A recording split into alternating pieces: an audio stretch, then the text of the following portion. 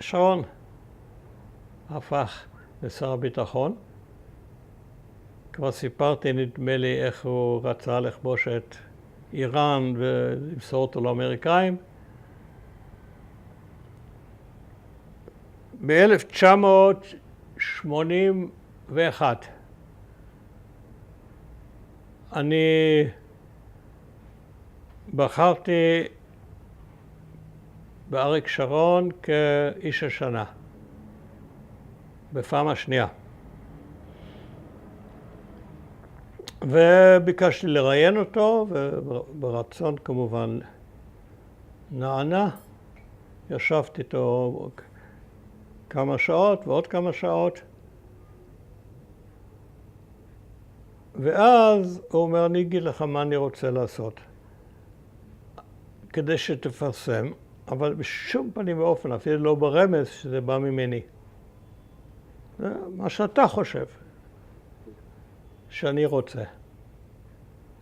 ואז הוא נתן לי את כל 9 חודשים לפני מלחמת לבנון, את כל תוכנית המלחמה לפרטיה.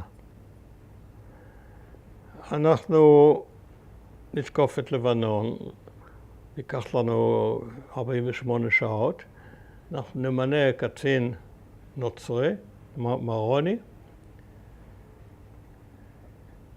ונגרש את הפלסטינים. לאן אפשר לגרש? לסוריה. הסורים לא ירצו אותם, אז הם יגרשו אותם דרומה לירדן. פלסטינים יגיעו לירדן, יעשו הפיכה, יפילו את המלך, יהפכו את ירדן למדינה פלסטינית. אז אמרתי לו, זה רעיון מעניין, אבל מה עם הגדה המערבית? זאת אומרת, זה לא בעיה. אחרי שירדן תהיה מדינה פלסטינית, אנחנו ניכנס למשא ומתן ונמצא פתרון משותף כזה או אחר, או שתהיה חלוקה של הגדה המערבית, או שתהיה חלוקה פונקציונלית, חלק מהתפקידים יהיו בידיהם, חלק מאיתנו, ונסתדר, לא בעיה.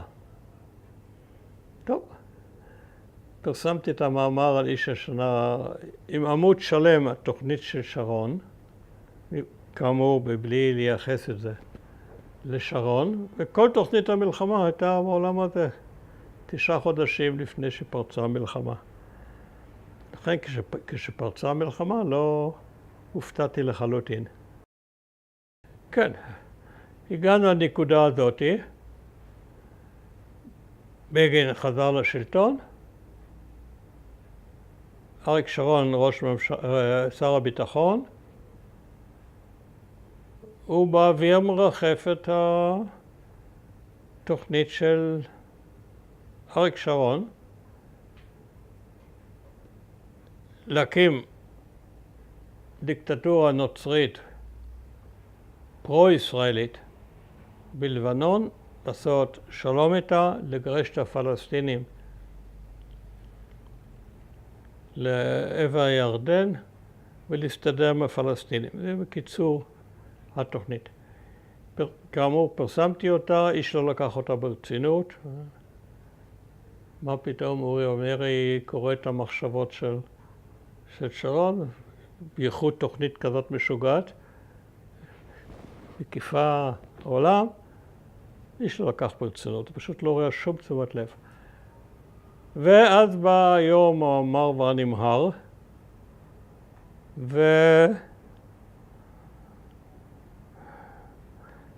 אריק שרון עושה מלחמה.